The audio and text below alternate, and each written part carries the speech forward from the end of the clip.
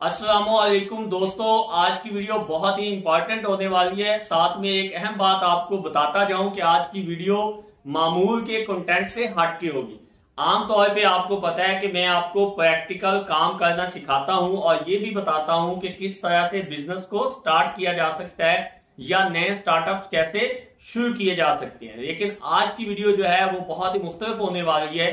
मैं आपको एक बहुत ही इंपॉर्टेंट चीज बताने वाला हूं और इस सारी वीडियो के अंदर बहुत सारी अहम पॉइंट्स होंगे जिसे आप फॉलो करके आने वाले टाइम के मुताबिक अपने आप को आप तैयार कर सकते हैं। यानी कि ये वीडियो जो है फ्यूचर प्लानिंग से रिलेटेड है। आप बहुत सारे दोस्त ये समझ रहे होंगे कि हम जो है आफ्टर मैट्रिक या आफ्टर एफए या बीए या जो भी है इस तरह की कोई डिग्री करके हमने प्लानिंग करनी है कि आगे हमें क्या करना है। तो दोस्तों ये स्टडी से या स्टडी के बाद जो फ्यूचर प्लानिंग से रिलेटेड वीडियो नहीं है, बल्कि ये वीडियो जो है ओवरऑल हमारी जो कंट्री सिचुएशन है, जो हमारी इन्वायरमेंटल सिचुएशन है उससे मुताबिक है। जी दोस्तों, आपको अंदाजा है कि इस वक्त पाकिस्तान का जो बेशतर हिस्सा है वो सैलाब से मुतासर है। ये जो सैलाब हैं या ये बेवकत की बारिशें हैं या मामूल से ज्यादा बारिशें हो जाना, सर्दी का ज्यादा पड़ जाना, गर्मी का ज्यादा पड़ जाना, ये सारे का सारा जो जुड़ा हुआ है माहौलियाती तब्दीली से। जी दोस्तों, पाकिस्तान दुनिया के उन 9 कंट्रीज में टॉप में आता है जहां पे माहौलियाती तब्दीलियां जो है बहुत तेजी के साथ वकूफ पज़ीर हो रही है। बहुत सारे दोस्त हैं वो इस चीज से लाइलम हैं या वो कहते हैं कि यार हमारे इलाके में तो सैलाब आया नहीं है, कहीं और आया, इससे हमारा क्या लेना देना। दोस्तों ये बात याद रखना कि किसी भी जगह में, किसी भी इलाके में माहौल का तब्दील होना सिर्फ बारिशों का ज्यादा आना ही नहीं होता, मामूल से ज्यादा गर्मी का पड़ना, मामूल से ज्यादा सर्दी का पड़ना। क्योंकि मैं भावलपुर से बिलोंग करता हूं तो यहाँ पे बहुत ज्यादा इस दफा गर्मी पड़ी है। जब गर्मी का सीजन था तो यहाँ पे जो टेम्परेचर था वो 45 to 50 डिग्री सी तक पहुंच गया था। यानी कि ये जो गर्मी का पड़ना भी इसी तरह है जैसे मामूल से ज्यादा बारिशों का पड़ना। इसी तरह दोस्तों अभी सर्दी का मौसम आया है और लास्ट जो सर्दियां गुजरी हैं, आपको अच्छी तरह अंदाजा होगा कि सर्दी बेशक सर्दी का ड्यूरेशन कम हो गया है, टाइम पीरियड कम हो गया है, लेकिन इसकी शिद्दत में जो है वो बहुत ज्यादा इजाफा हो गया। यानी कि उन इलाकों में जहां पे सर्दी कम हुआ करती थी अब वहां पे सर्दी बहुत ज्यादा होती है।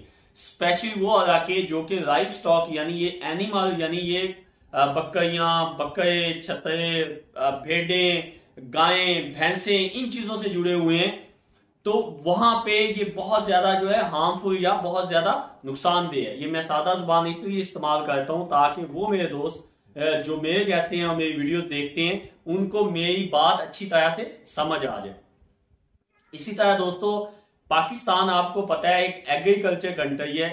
यहाँ पे ज्यादातर इकोनॉमी का इन्हिसार जो है वो फसलों पे है, काश्तकारी पे है, वो आपके गंदम पे है, चावल पे है, कॉटन पे है, मकई पे है, इसी तरह की बहुत सारी और फसलें हैं जिनके ऊपर दारोमदार है। दोस्तों आपको ये भी अच्छी तरह पता होगा कि जब ये फ्लड आया है तो पाकिस्तान के अंदर जो है महंगाई जो है वो बहुत इंक्रीज करेगी। उसकी वजह ये थी कि जो फसलें थी जैसे आपका प्याज है, बाकी जो वेजिटेबल्स हैं यानी सब्जियां हैं, वो सारी की सारी डिस्ट्रॉय होगी, बारिश की वजह से वो मुतासर हुई या तबाह हो गई। तो ये तमाम वो चीजें हैं जो हमें इस बात का पता देती हैं कि अभी हमें जाग जाने की जरूरत है। इसीलिए आज की वीडियो का जो मैंने थंबनेल यूज किया है, जो टॉपिक चूज किया है, वो मैंने यही लिखा है कि जाग जाओ। इसका मतलब ये नहीं है कि नींद से जाग जाएं, बल्कि इसका मतलब कुछ और है। अब मैं बताता हूं कि जाग जाओ का क्या मतलब है। दोस्तों याद रखें कि पाकिस्तान इस वक्त माहौलियाती तब्दीली जो है उसके जेर असर है।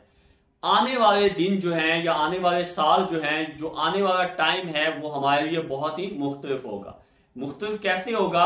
वो तमाम फसलें जो हम ऑलरेडी काश्त करते आ रहे हैं कई सालों से, अब वो काश्त उनकी कम हो जाएगी या उनकी पैदावार में कमी हो जाएगी या वो काश्त नहीं होंगी, क्योंकि जब पैदावार ही नहीं देगी, वो कोई मुनाफा ही नहीं देगी, तो हम उसे काश्त क्यों करेंगे।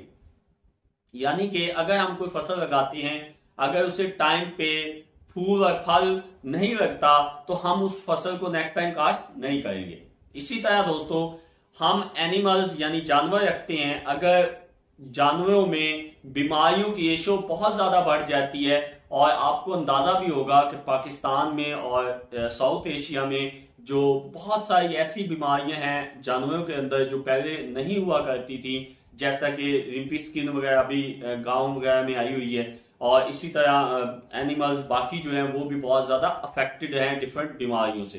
तो ये वो तमाम चीजें हैं जो हमें खबरदार कर रही हैं कि हमें अब जरूरत है अपनी जो रोजगार के तरीके हैं उसको तब्दील करने का। दोस्तों रोजगार के तरीके कैसे तब्दील किए जा सकते हैं आज मैं आपको बताने वाला हूं। रोजगार के तरीके बदलने का मतलब ये नहीं होता कि आपने कुछ नया करना शुरू कर देना है या दुनिया से अलग करना है। हमने वही काम करने हैं जो दुनिया में ऑलरेडी हो रहे हैं। यानी कि अगर हमारा मुल्क जो है एग्रीकल्चर और लाइफस्टाइल बेस कंट्री है तो हम अपने मुल्क को हम अपने आप को शिफ्ट कर सकते हैं इंडस्ट्रियलाइजेशन की तरफ। हम कैसे अपने आप को इंडस्ट्रियलाइजेशन कर सकते हैं, तो ये बहुत ही इंपॉर्टेंट सवाल है। बहुत सारे दोस्त पूछेंगे यार हम बड़ी बड़ी फैक्ट्री कैसे लगाएं, हम बड़े बड़े कारखाने कैसे लगाएं। दोस्तों आपने बड़े बड़े कारखाने नहीं लगाने, आपने वैसे ही काम करना है जैसा कि आप कहते हैं यार मैंने एक बकरी या दो बकरियां या एक भैंस रख के काम शुरू किया था, आज माशाल्लाह बहुत अच्छा काम है, आज पूरा एक डेयरी फार्म या एक पूरा मीट फार्म बना हुआ है। इसी तरह बहुत सारे दोस्त जिन्होंने 1 एकड़ से या 1 कनाल से एग्रीकल्चर यानी खेती बाड़ी शुरू की थी, आज वो 1, 2, 4, 5 मुरब्बे या 100 एकड़ पे पहुंचे हुए हैं। तो वैसे ही हमने स्टार्ट करना है। हमने छोटी छोटी प्रोडक्ट्स जो घरों में बनती हैं वो हमने बना के सेल करना शुरू करनी। मैं चाइना में रहा हूं, मैंने देखा है वहां पे बहुत सारी आइटम्स जो हैं, बहुत सारे प्रोडक्ट्स जो हैं वो उनके घरों में बनती है। यूं कहें कि चाइनीज इकोनॉमी का 80% जो है वो जो प्रोडक्शन से आता है वो सारे का सारा बेस है स्मॉल बिजनेस से, छोटे छोटे कारोबार। यानी कि आप वहां पे किसी भी मार्केट में जाएं, किसी भी प्लाजा के अंदर जाएं तो आपको वहां पे नजर आएगा कि हर जो बंदा है वहां पे कोई ना कोई छोटी छोटी प्रोडक्ट जो है बना के सेल आउट कर रहा है। आप उनके घरों में जाएंगे, उनके इवन दो कि उनके घरों के अंदर बहुत छोटे छोटे यूनिट्स उन्होंने लगाए होते हैं, जैसे कि बनाइन बनाने का यूनिट, टोपी बनाने का यूनिट, साबुन बनाने का यूनिट, हैंड वॉश बनाने का यूनिट, इसी तरह उन्होंने डिश वॉश बनाने का यूनिट। मिसाल के तौर पे उन्होंने हर चीज वो घरों पे बना रहे होते हैं और छोटे छोटे लेवल पे बना रहे होते हैं। अब हमारे यहाँ सबसे बड़ा मसला ये है कि हमारा कंसेप्ट क्लियर नहीं। बहुत सारे दोस्तों को यूट्यूब पे भी सुना है, सोशल मीडिया पे भी सुना है, वो पाकिस्तानियों को हमेशा लान तान और इस तरह के बातें कर रहे होते हैं कि आप कुछ नहीं करते, आप गरीब हो, आप वट एवर ये हो।